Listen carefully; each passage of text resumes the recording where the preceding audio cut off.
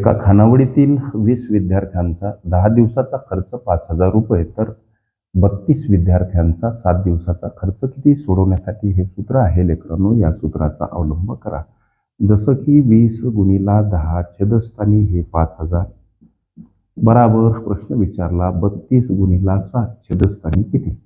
त्याचा त्रैराशिक पद्धतीनं तिरपा गुणाकार, जसं की 20 गुणिला 10 यांचा गुणाकार प्रश्नासोबत आणि 5,000 या पदाचा गुणाकार 32 आणि 7 सोबत. ओके, 0 0 इथं हे 0 0 घेतले. बघा आता 2 गुणिला 25 म्हणजे 50. आता 25 गुणिला 32 गुणिला 7 हा गुणाकार 5,600. हे या प्रश्नाचं उत्तर